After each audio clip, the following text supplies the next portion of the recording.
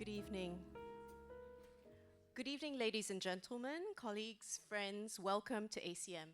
I'm Diane Chi, Curator Peranakan, and your MC and host for today. I would like to welcome you to ACM Conversations. ACM Conversations is a series of monthly talks that brings together leading scholars, cultural practitioners, artisans, and community resource persons in Singapore and from abroad, in conversation with curators and educators at ACM. This talk series would not have been possible without the generous support of Dalio Philanthropies. It is my pleasure to introduce you today to our speaker, Dr. Marc Sebastian Rerceretnam, historian and research consultant, and author of A History of Immigrant Roman Catholics and Converts in Early Singapore, 1832 to 1945. Born in Singapore and now residing in Sydney, Marc has a PhD in economic history from the University of Sydney and has written widely on the British colonial government of Singapore and the role of religion within colonial societies. Today, he will be speaking about intermarriages between people of different backgrounds within the Roman Catholic Church in Singapore. Please join me in welcoming Marc to the stage to begin his talk.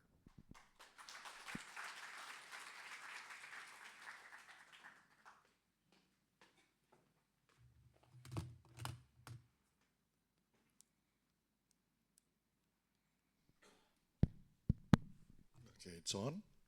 Okay, just let me make sure everything is working. Yeah, thank you for the lovely introduction, Diane, and welcome everyone. Now today, basically, we're talking about these Peranakan communities, which in early Singapore. Now, there is a sort of emphasis on the Roman Catholic communities, not because of the special place there's nothing special about being Roman Catholic. It's just that originally, during the colonial period, there were no governmental records available or made or information collected on normal people, the normal. There's no, you can't hear me. Oh, is this better? Okay. During the colonial period, there was no government record, colonial government didn't actually collect much information on normal people. So essentially, when someone came in, someone was born, someone died, someone got married. Like today, essentially, you have to notify government, you have to register. Those days, none of that happened. So a lot of the data was actually collated by the Roman Catholic Church. And so much of this data today is available because the Roman Catholic Church originally kept the data, and secondly, essentially kept the data and maintained the data to date. So for that reason, you find that the Roman Catholic, we're studying the subjects that we have under these circumstances. Okay, so I would like to acknowledge the support provided by the National Library Board and the Roman Catholic Archdiocese for allowing access to pivotal information on which this study is based. I would also like to thank the Asian Civilisations Museum, the Peranakan Museum, and the Singapore Heritage Board, and Mr. Heimlich, for giving me the opportunity to do this presentation. Okay, do I have to speak closer? How's that? Is this very close now? Yes. Okay. To a large extent, because I had to do some last-minute changes to the talk, I've broken up the talk into these three elements, but I don't think I'll be able to talk to it. It's just ignore this slide. That's basically it. Okay, so essentially, just give you a background to the information. Okay, research on this general topic began with PhD research, which I did from the late 1990s into the history of Christianity in British colonial Malaya. In that study, I mainly studied the Catholic, Methodist, and Anglican congregations, and I provided a comprehensive overview of the social, political, and economic landscape of religion and religious conversion within a colonial context. Now that was the original work that I did. However, this work,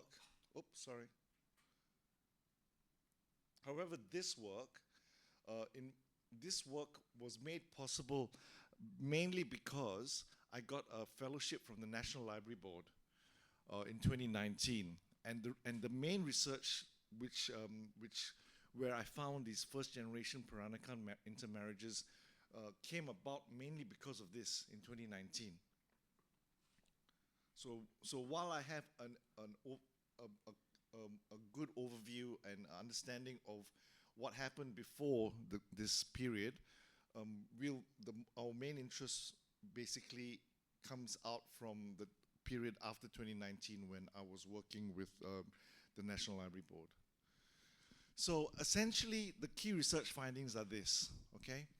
The study provides the first evidence-based research revealing a special, pre-existing, pre-colonial social structure, social culture at work. Now, what I mean by that is that prior to British colonialism, there was, the social Malayan society. In fact, the whole region was pretty much one, including the Nusantara region, some people may call it. There was a sort of a general culture which covered the area, and it's been mentioned by very prominent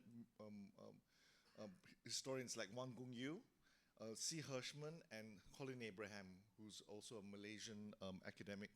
Now, they've talked about how these societies essentially were very open, were very, they didn't have the same sort of, they didn't hold the same modern parameters we do nowadays or in our immediate past in the last 150 years or so. So the perceptions of what made up a society, what made up a community, what was acceptable, who was acceptable, and what was being able to accept, what we were being able to accept into your own social circles was much wider than what we assumed it was. And essentially these historians identified this very early on, about 20, 30 years ago. But there's no evidence of it. These guys said they believed there was evidence, but there was no solid evidence to show how, where, who these people were, how they worked, and why they did what they did. So for this study, basically in the study we find by the 1830s the formation of new mixed multicultural communities under the tutelage of a new French church, right? Is the earliest known so it is basically the earliest known multicultural and multiracial entity of its kind in Singapore. So the communities I'm going to be talking about basically formed in the 1830s. All right. Now you may say, "Oh, look, the British were already around from 1819." But remember, even though the British were in charge, the concepts and the ideas that the British had with them hadn't seeped into the common knowledge of most ordinary people in the street. So their mindset was still very much so the pre-existing pre-colonial social culture that existed for hundreds of years previously. All right, the old style Peranakan state of mind. Okay, it's only later on, say, I would venture to say from the 1880s, 1890s, that people began to see things along the same lines as the British colonials. All right, so what we are actually, what I'm going to describe in this study essentially alludes to, I'm claiming, is actually the old Peranakan a way of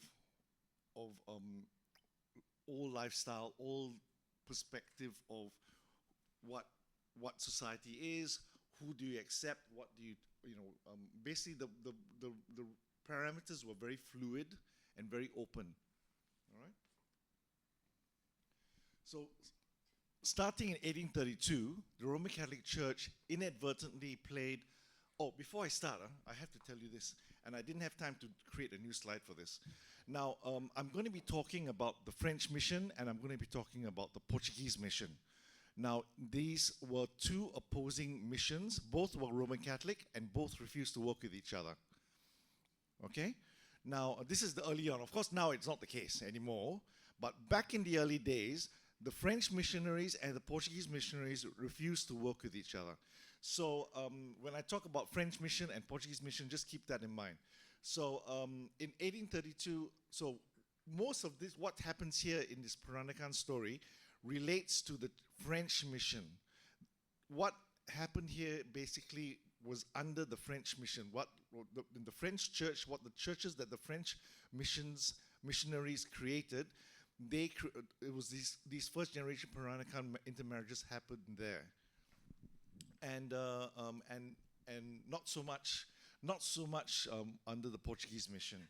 All right. So starting in 1832. The Roman Catholic Church inadvertently played a significant role in the early community development of Singapore and Malaya.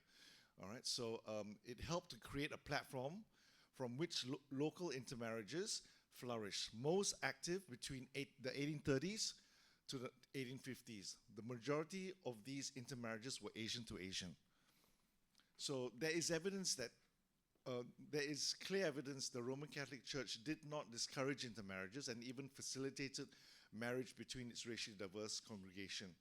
Now, to a large extent, these early intermarriages were initiatives based on choices of the local community and not the clergy. So when I say these intermarriages happened in the church, the priest didn't have anything to do with them. The priest may have married them. The priest obviously quite clearly did not have a problem with them having intermarriage, interracial relationships and marriages, but the priest did not initiate these marriages. The priest did not initiate their relationships. All right. So in many cases, I'll show you later on, like Tanakau, for example. Tanakau could catch the eye of, say, Miss Teresa Sequeira, and it would happen at a grassroots level. Or Miss Teresa Sequeira's family would think that, oh, Mr. Tanaka or not Tanakau, Stephen Akau, because Stephen Akau. No, seriously, because back then they used to drop their clan names. I'll explain that later. Stephen Akau. They used to actually run Stephen Akau, John Akim. It makes no sense today, but that's how it worked. I'll explain why later.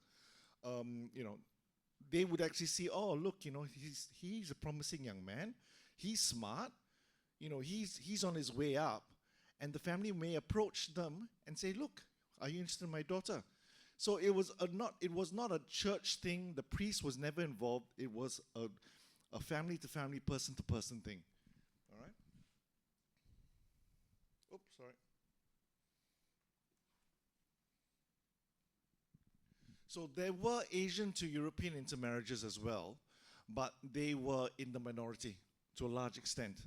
Okay, most of these unions between European men and Asian women was very unbalanced. Remember, this is a colonial period, If you were European or white, or deemed to be white, you were pretty much more atas than others, and so you had more social power.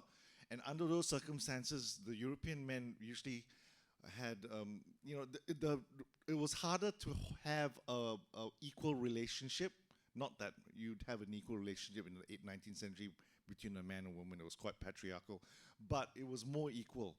And so essentially, many of those European and Asian relationships tended to be very unequal, and there were marriages, but they were much more rarer than say the Asian to Asian marriages. And this is not something that I'm saying, this is, whole studies have been done by Anna Laura Stoller, and she's written about this extensively, but she specializes in the Caribbean, Africa, and some parts of Asia, usually the western part of Asia, okay? So this is common throughout the colonial empire. So the study provides multiple examples of first-generation Peranakan unions, that's in overseas, one overseas person marrying another local-born person. And until the publication of this book in 2021, it was only speculated in previous studies. So prior to 2021, there was no specific study showing, identifying who these people were. Okay, now this is the boring part. You all can go to sleep from here, eh, if you want to. I need to provide you with some information about Christianity in the region. So I'll go as quickly as I can, but it gets more interesting after this, I promise. Okay, now religion in the region is nothing new.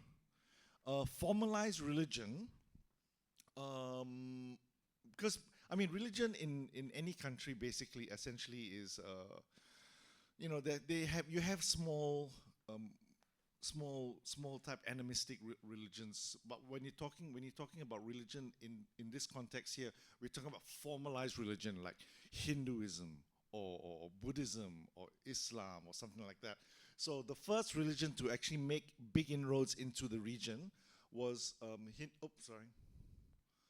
Hinduism and Buddhism, and that started around 400, the year 400.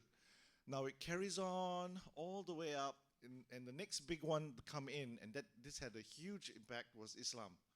Islam came in around between the 1200s and 1300s, and it had massive impact. It spread like wildfire throughout the region. Now, the next one to come in was Christianity under the Portuguese, but it never really spread. It largely stayed within the small confines of Melaka and never spread out.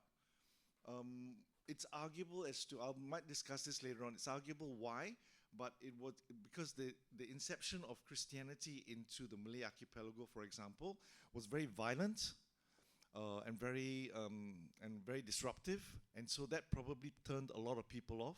Whereas with regards to Islam, it came in through Indian and Arab traders, and so it was much more peaceful and much more assimilatory. And so, essentially, Christianity from 1511 was not a popular religion. All right. Now we carry on, and then we come to So essentially, my point here is that there's a long timeline of religion in the region, and we are only looking if you want to look at Christianity. Christianity plays a very, very small role. All right. That's my main point here.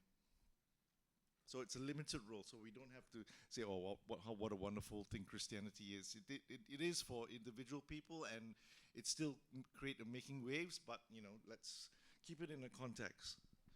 So, okay, the history of Christianity. Now, Christianity arrives in the region in 1511, had little, like I mentioned before, had little long-term impact on the local populations in the Malay archipelago, and it's mainly confined to small communities in Melaka.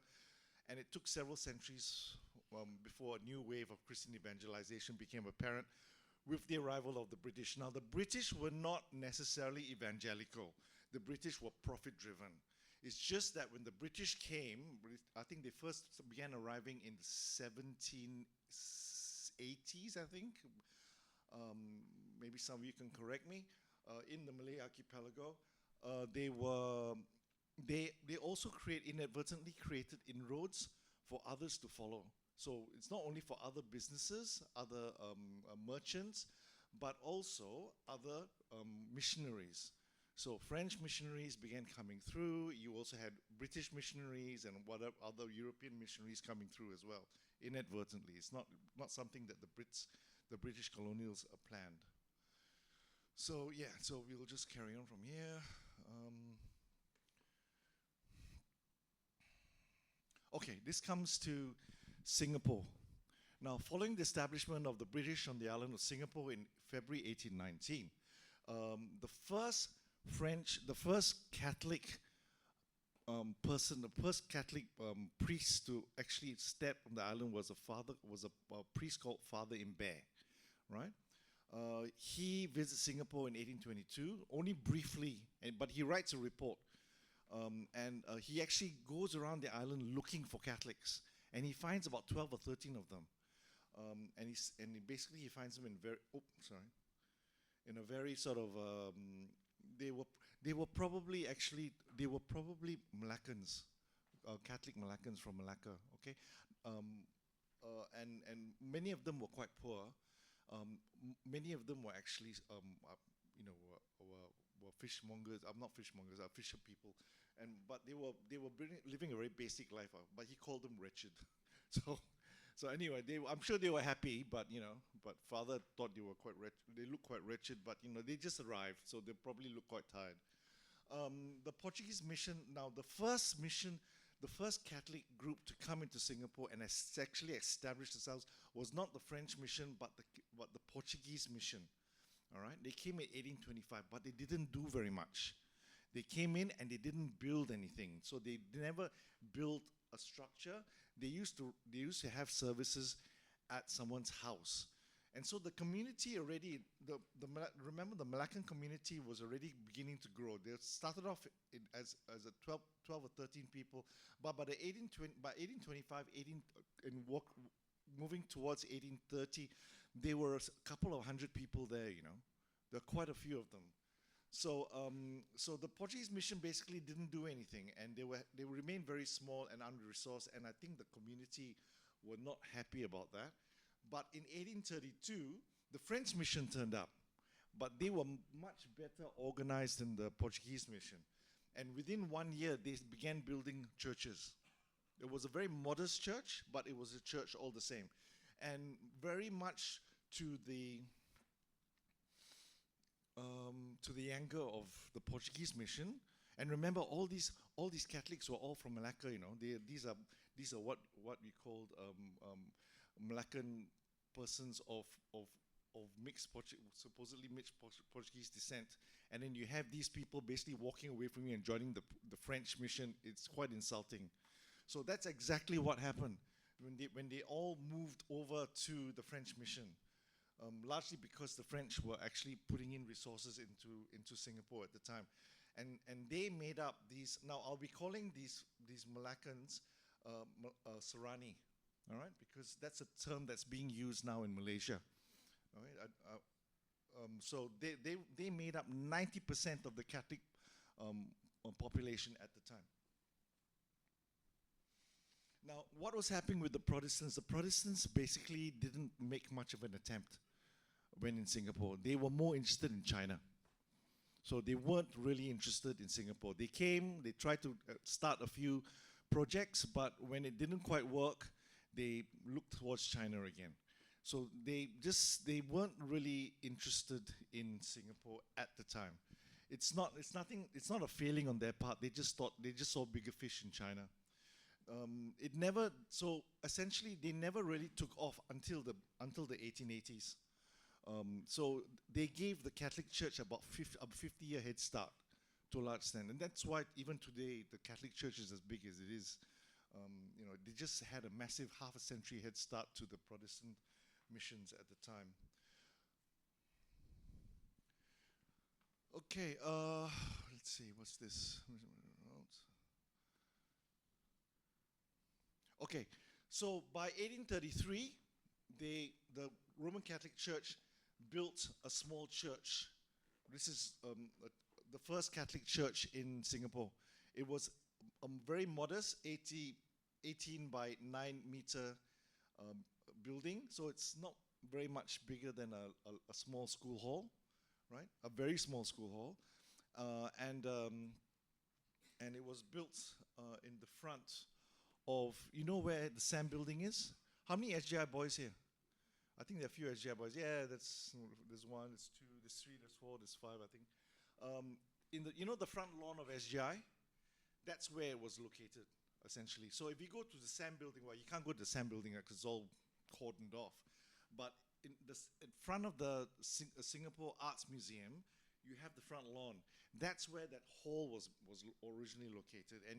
And I know people have asking me, when you give a talk, you have to provide photographs. There's no photos. There's no photos on that period. There are photographs. Photography wasn't invented in the 1830s. So unfortunately, you have to make do with little things, maps like this. So I have a map here from 1835, which actually provides a small picture. There's a little square up there showing the little church hall.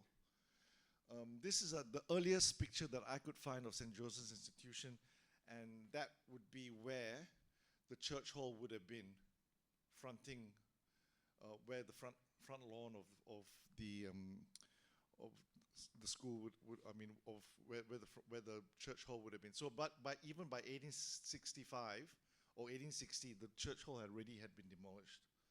This is another photograph from 1860, again pointing to where the church hall would have been, but it's probably gone. You see all this? This is looking from behind Cathay Building, right? And you know what all this is? That's laundry.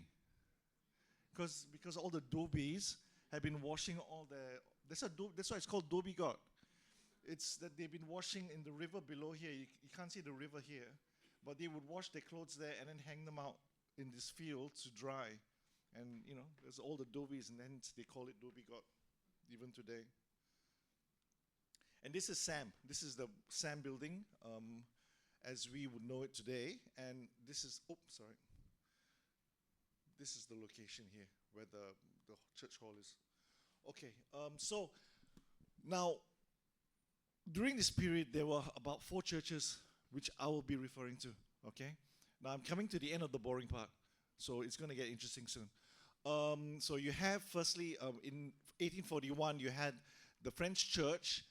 The French missionaries began to build the, Good Shepherd church. It later became a cathedral. It's still there on Bras Basah Road.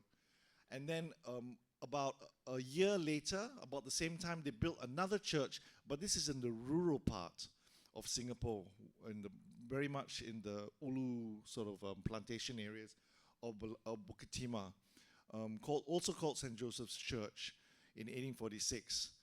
And so those are the 2 main early churches, which I'll be talking about later. But there's also a 3rd and 4th church, which is the St. Peter and Paul, the Church of St. Peter and Paul, which is on Queen Street. And it eventually, originally was built to cater for the Teochew community, right? And also the Tamils, but then the Tamils moved out and went to Our Lady of Lourdes in 1885.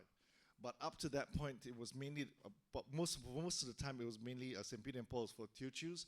And the other church that was built, now by 1853, after almost 25 years, the Portuguese mission finally got their act together and finally built a church. And at that point, they managed to entice all the Malacan Serani people back into their church. And it pulled away much of the, in fact, pulled away 90% of the community back away from the French mission into the Portuguese mission. And it remains so to this day, well, to a large extent. So this is just a photograph. Now, I was talking to you about St. Joseph's Church in Bukit Timah. That church was built there because there was huge amounts of Catholic, especially Teochew Catholics, working in the Gambia and pepper plantations. Now, they not only worked there, many of them actually owned the pepper and Gambia plantations. And this is a photograph. They're not necessarily Catholic. I've just found this in the archives, but it just gives an idea of what they look like. Okay. Okay, so I was talking about the early church and how the church is dominated by the Malacan Serani people. Now, in 1833, there were 300 of them, and 90% of these 300 were from Malacca, were Malacca Catholics, and these were the names that I could pick out because there's no statistics, there's no attendance list from that period. So I picked out these names from the church registers marriages, deaths, and baptisms. So these are some of the earliest people, some of the earliest Catholics in Singapore. So you have Pedro, which I think is a name that's probably died out. I don't think there are any more Pedros in Singapore. De Costa, there are quite a few. Sibra, I don't think there are Sibras in Singapore anymore, so that's another name that died out. Montero's quite a few. Silbrero, I'm not quite sure. I don't think there is. So, there are quite a few. Roselles, I think they're from Penang. They're mainly from Penang. Lighthouse is definitely from Penang. Simon and Fulubu, like Fulubu, that's an unusual name, which I think has died out. So the rest of the congregation in those early days were China-born Teochew men, right? And a smattering of Europeans, usually French or Irish. And some second and third generation Eurasians. Usually they were from Penang, India, or usually from Madras or Chennai, and from Bencoolen. That's in Sumatra. 20 minutes only. Okay, I better go. I'm going to move faster. Okay, let's move on quickly. Okay, this is down to the now from here on it gets interesting, all right? I have to keep the exciting part within 20 minutes now. Okay. Now this is a list of some of all what I deem to be Peranakan, first generation Peranakan intermarriages that I gleaned from the marriage church registers. Now it starts, this section here, this is essentially the dates of the marriage. This first list of names here is the name of the groom. This is where the groom is from or was born. Usually indicates also not only where he was born, but also his racial identity. So in all these cases, they're all from China, all right, and and they're probably all Teochew as well, all right. And these are the brides. So if you look, now I'll be talking about this later as well.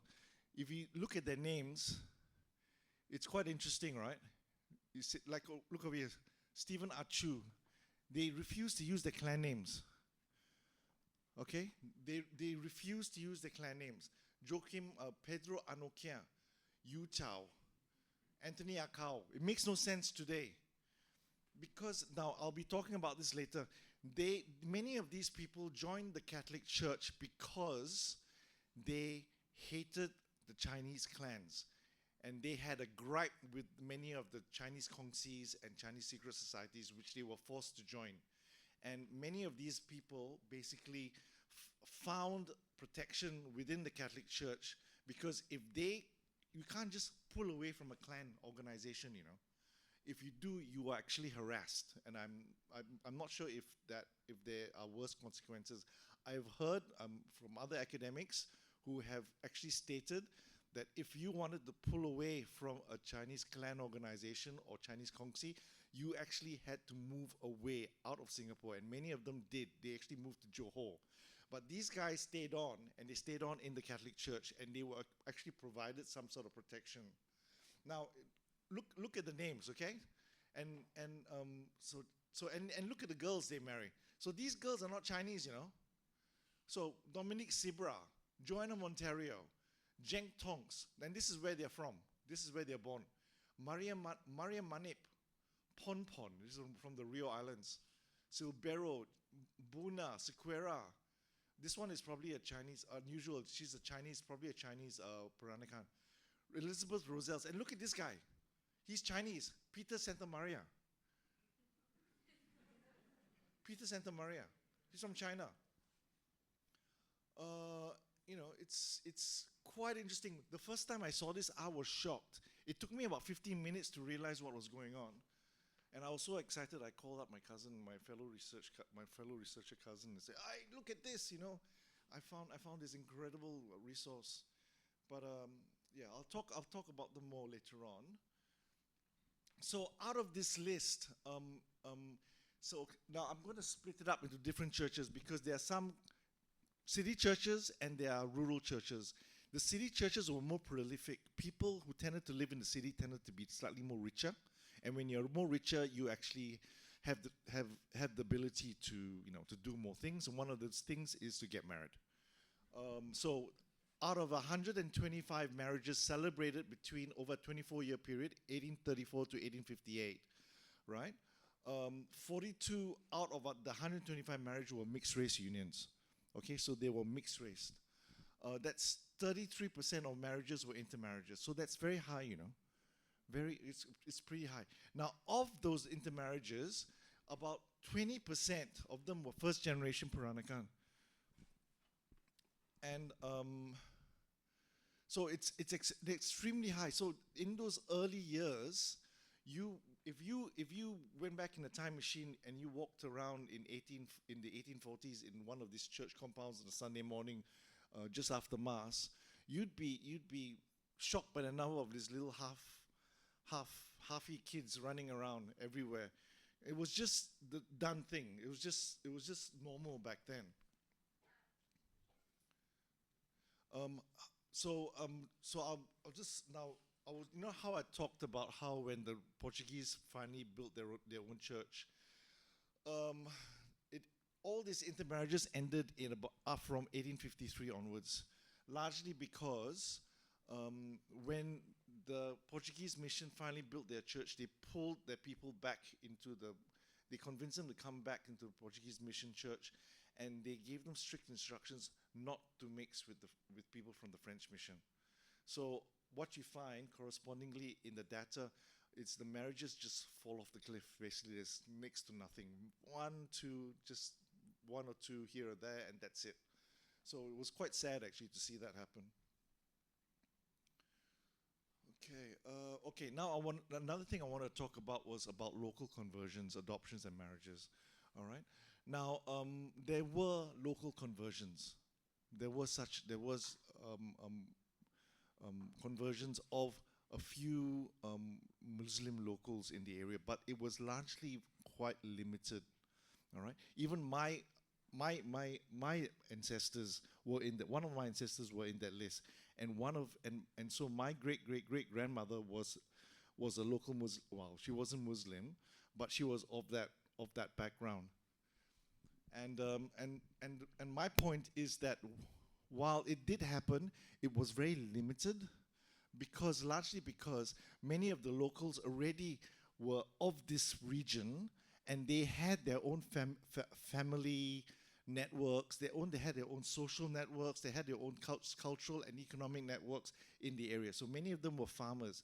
If you converted to Christianity, you cut yourself away from the social network. So there was a huge disincentive to become a Christian if you were a local of Muslim descent. So that's why there were not very many Muslims, Muslim to Christian, conversions, and also because what I believe is that many of the ones who did convert were probably dislocated locals, right? They were probably orphans in some cases, and they found refuge in the Catholic Church. And also so that essentially was killed off by the 1874 Panko Treaty, which basically strongly discouraged the conversion of local Muslims of the Muslim faith to any other faith. So from that point onwards, there was absolutely nothing. But even before 1874, there was next to nothing as well. Okay. So many of these families became Peranakan. Okay, many of these families became Peranakan. They adopted local customs. And also, you have to remember that while they became Peranakan, many of these, because the church had a very, sorry, it's gone very loud again, was very multiracial in regards to backgrounds. They're unifying. One of the unifiers for the community was religion, but that was not the only glue that kept them together. Now, through the years, there were new developments within the Catholic Church. Now, with the opening of mission schools in 1852, all the Catholics in Singapore got access to a mission school system. That's an English language, Western style school system. So we may have started off, the parents may have started off as uneducated and illiterate, and not having much, and not having a sort of they may have been working in a farm, or maybe carrying sort of not earning very much. By one generation, because their children basically got access to an education, they found themselves moving up the social ladder. They found themselves middle class. They were able to move into new areas, and there was a strong economic improvement. Okay.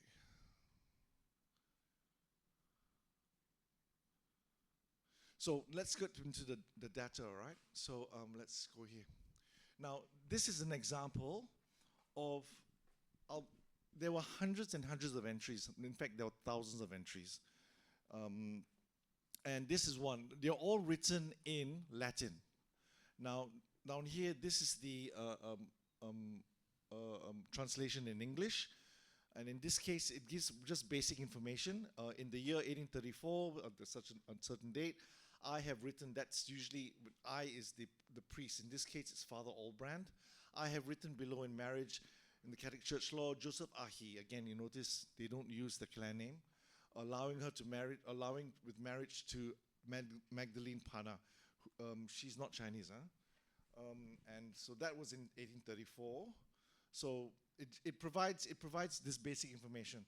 Now this one here provides a bit more information. All right. Now, I've written below in marriage originated. Now he says this guy's from China. His name is Anthony Akau, right? He marries Joanna Monteiro. Now in this thing, they provide a little bit more information. They say Joanna Monteiro, it identifies the parents. So she's the legitimate daughter of Francis and Teresa, who are originally from Melaka. So originally from Melaka, that means the girl, the bride was born in Melaka. So you can also tell from here a bit more information. Like look at that. A lot of these Teochew boys could read and write. It's quite legible. So I don't know what the clan name is over there. I don't recognize that. It could be a Wee or Ng, I'm not sure.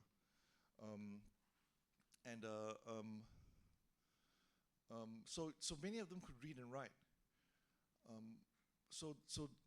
Not all, but I'd say 90% of these boys could read and write. Whereas the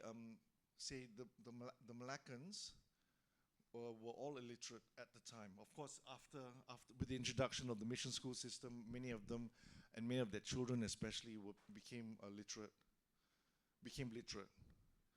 Now this is another one, 1841. June. I have written below in marriage, Catholic Church law, Joachim Asiva.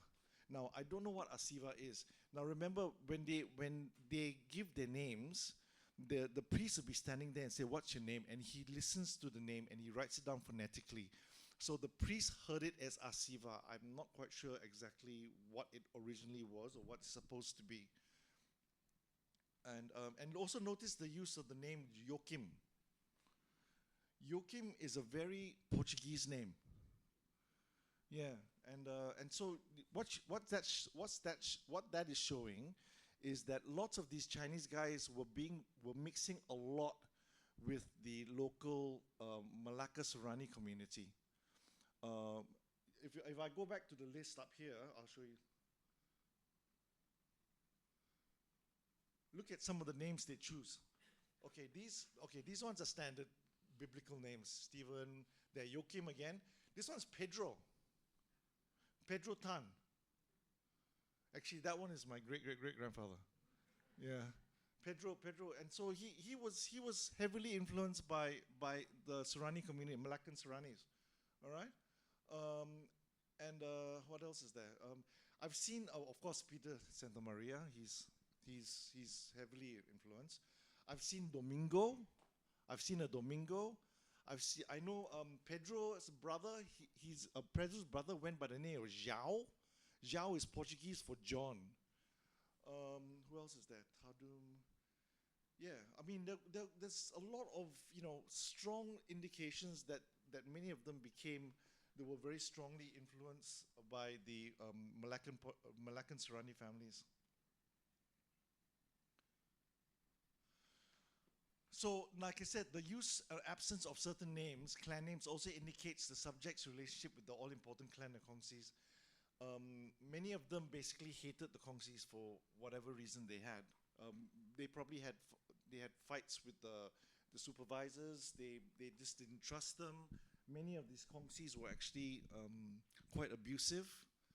And so many of these boys basically felt that in order to escape it, one of their options was to become Catholic and get protection from over there. Now, this is another important picture.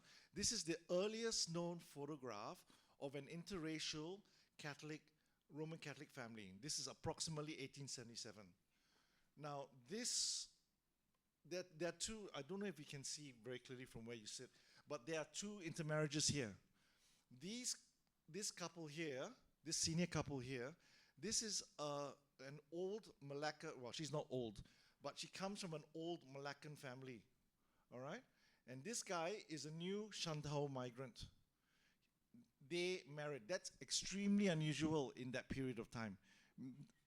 Peranakans would never marry a new China migrant back then. They only under special circumstances, either because he had money or because he was particularly good at something. So this family, I know for a fact, he ran some sort of pots and pan, not pots and pans. I think it was a clay pot business of sorts. So this couple, this is their family. These girls here, this child and that boy. Now this man has a younger brother here. His name is John Goaseng, and he married not a Chinese girl. He married this girl here. Her name is Maria Ana Blanco, right? So she is not Teochew in any sort of way. He essentially got this girl from the CHRJ orphanage, and that's another way that many of these people found marriage partners. Because remember, in Singapore there was a very heavy bias against women. Mainly because there was the gender ratio was very skewed against women, so it's like 3 times, 4 times more men there were women. So you basically found it very difficult to find someone of marriageable age. So many of these Catholic boys used to go to the CHRJ convent, and provided they will have a recommendation letter from their local priest. They'll go show it to the nuns. The nuns will bring up a series of girls of marriageable age and say, choose one. And he chose her. And they had a pretty good marriage, so I heard. So, I mean, the point here is to actually go through your family albums. This album was found in Singapore. This photo was found in Singapore, and I put it online through social media channels, and it turned up, this very same photograph turned up again in Melaka. All right? But they only identified these 2 people, and I helped identify these 2 people. Now, this is just breakdowns of the intermarriages that I was telling you about, which I won't go over in detail now. So this is, I was just talking about. Now, I was talking about how the intermarriages in the city church was very common. In the country church, it was much more difficult because it was people were poorer there, and so over a period of 33 years, there were only 71 marriages that happened. Approximately 2 marriages a year. And mainly because people living in the country areas tended to be much, much poorer, and the exercise of attracting a bride, the ability to pull a bride when you are a poor person with very little means was much, much harder. So there was very little that they could do at the time. So in conclusion, I'm surprised I made it. Okay, basically the study provides the first evidence-based research revealing an older local pre-colonial culture at work, and that the Roman Catholic Church played a key role in community development in Singapore, which was inadvertent. They didn't start the church to create Peranakan communities. In fact, the whole concept of what Peranakan was you know, it's not understood the way that we understand it today. But they had the French priests had an open mind about race mixing, and the communities essentially also had an open mind about race mixing, about people's backgrounds, and they didn't have the discriminatory attitudes that they would acquire about maybe 50 to 60 to 70 years later. All right, so that was it. Thank you very much.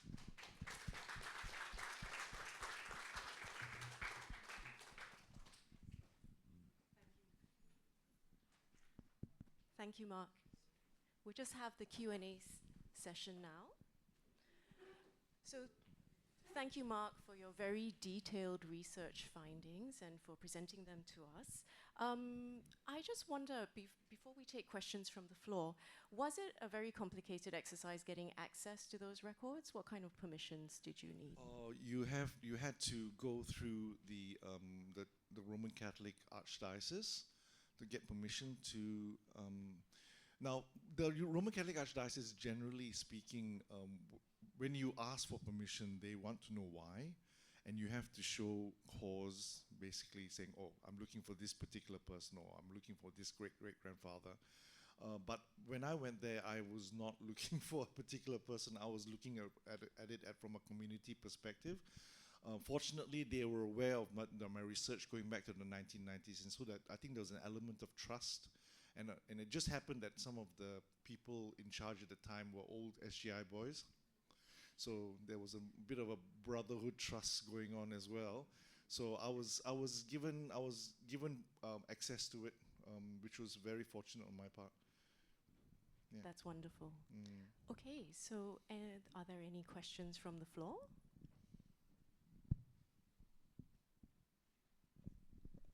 Yes? Hi, thank you, Mark. One observation, and then I'll ask you a quick question. But in terms of the names with A, I'm a fourth generation Hakka from Mauritius, where there are also very many names, Akeo, Atek, Alim, etc. But not because they were afraid of the clans. You see, they were involved both in the Catholic Church and the clans.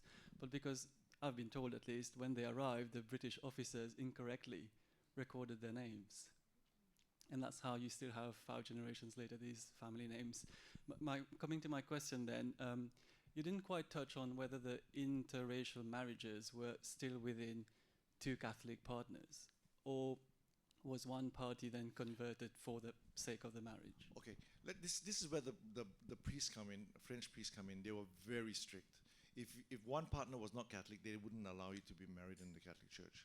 So if you wanted to get married to a Catholic girl, or Catholic or non-Catholic girl wanted to marry a Catholic boy, they both had the non-Catholic party had to convert. They were very strict about that. Very seldom they would have a Christian person. So like, say for example, Protestants wanting to marry a Catholic who wasn't keen on converting. And if they insisted, then the Protestant person would be, usually in most cases was usually a male person. They would sign a promissory note, and it would be attached to in the register. So there'd be 2 pages where we would say, I so and so give promise that I will allow my Catholic wife so and so and whatever children we have to be brought up as Catholics from here on, and that I will not stand in their way, or something to that effect, and he'll sign it. only then would they be allowed to get married. Yeah. But other than that, if they were non-Christian, no way. You have to convert. Yeah. Thank you. Are there any other questions? Yes. Mike will come to you. Thanks for that. You said you also did work on the Methodist and Anglican churches. Was it, I mean, how different or similar was the picture? Okay, I didn't do so much in Anglican because a lot of the data I was told were destroyed in 1971 in a flood. So I didn't go much into that as to whether all the data was in all the registry books were destroyed. I don't know.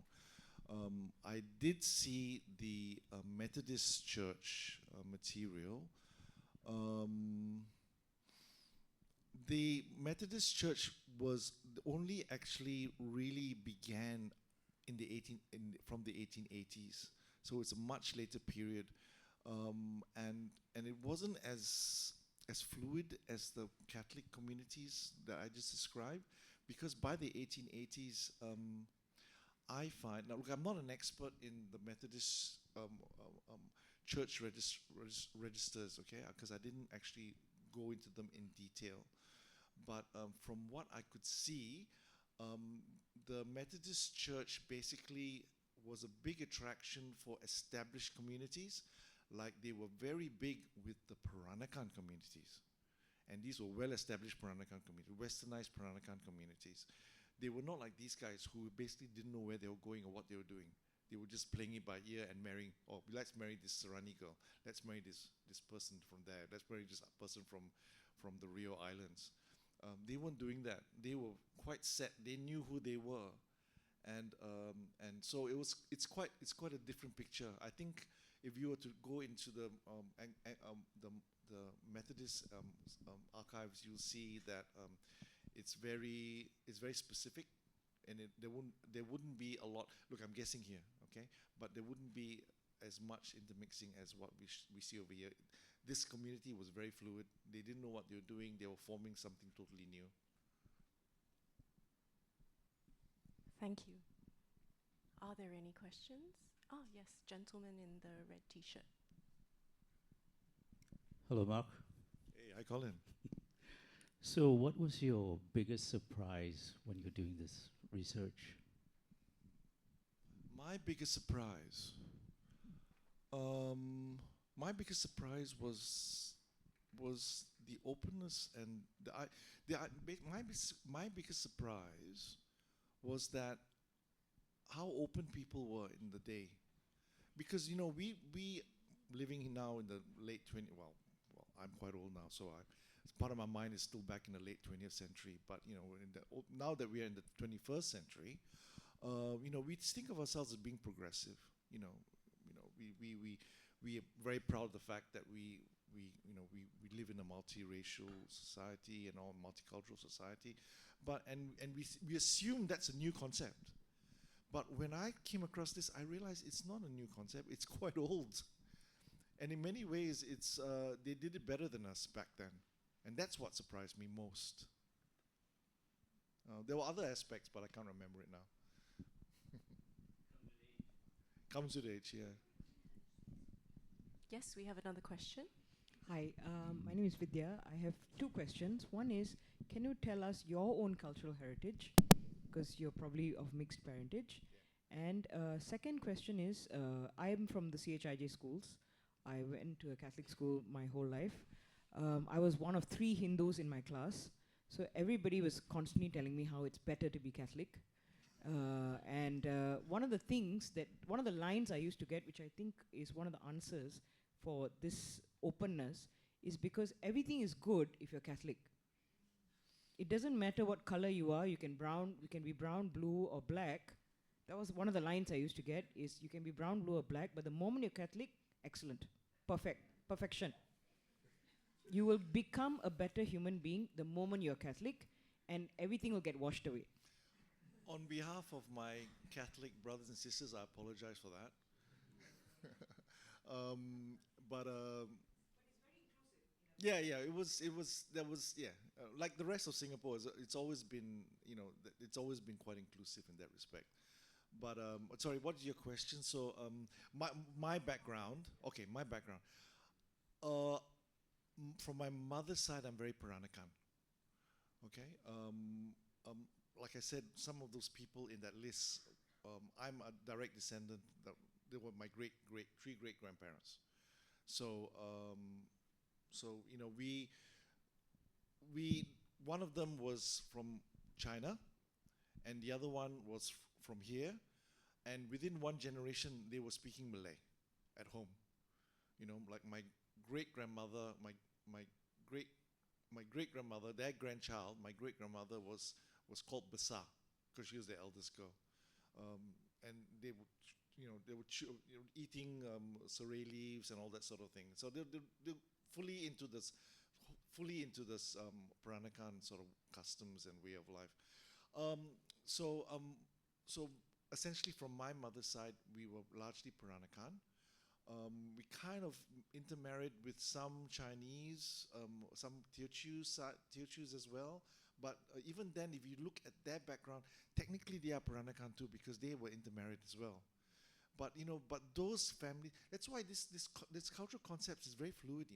Just because you're Peranakan doesn't necessarily mean you have to act Peranakan. Like for example, that Chinese family that I referred to, even though they're technically Peranakan because there is a non-Chinese person in the bloodline, they chose not because they felt embarrassed or anything. They chose to move down this. They were very relaxed people actually.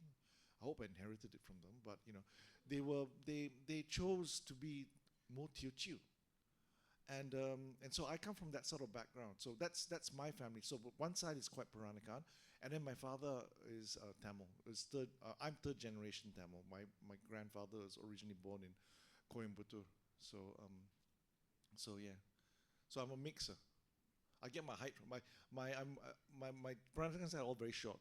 I get my height from my Tamil side. Yeah. Right, I think we have time for one last question.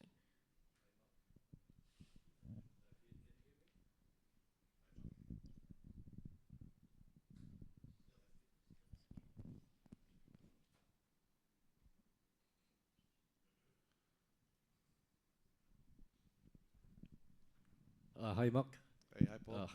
Um, in the course of your research, did you really encounter issues like translation? I noticed most of your records was in English. You did show an example of a Latin transcript, Yeah. but I was wondering if you did encounter anything with regards to French or Portuguese literature in the records. Yeah. All irrespective of where the Catholic Church essentially were using Latin as the lingua franca in documentations and stuff. So all the registries, all the registers were written in Latin. Not too difficult to translate. I come from the same background as many of you guys. I went to mission school. We didn't learn Latin, but I bought myself a small Latin English dictionary from MPH when it was still open, and that helped me. And then when Google Translate came along, that helped me a lot. Speeded up things very quickly. So not terribly difficult. With regards to correspondence, yes, many of the correspondence between the French clergy was written in English, written in French, but strangely enough, some of the French fathers kept their early French fathers kept their diaries in English. One of those was Father Burrell. I don't know if you all know who Father Burrell is, but Father Burrell was the founder of the mission school system in Singapore. And this is going back to 1850. I was fortunate enough to be, before it was very unkindly carted off to France. I saw his diary, and it's all written impeccably in English, and beautifully written in English. Those are the days when priests had the time in the afternoon to write the diary. Yeah. So so it's a mix. So I think on a one-to-one basis, they all spoke French. On a personal basis, it's really up to them. They would actually maintain say their diaries, some quite often in English, but all official documentation was always in Latin. Registers. Thanks, Mark. Thank you. And thank you all for your questions. Unfortunately, we've come to the end of our time this evening. Yes. Oh, I'm sorry. Yes, sure. My question was answered. Perhaps you'd like. Oh, has it? Or you can. Just noticed that there was quite an absence of Indian names that were totally not included. Is that a lack of Indian intercultural? No, marriages? the Indian community was there, but they weren't as populous as they would come later. Most of the Indians basically came in the latter half of the 19th century. Yeah, there were a few. I mentioned it. I mean, I said there were not many Indians around, but they tended to come from South India. And I don't know why. I've not been able to find this out. But whenever they came down, they always came down with, they were always able to be married. When they got married, you know, they show up in the marriage certs.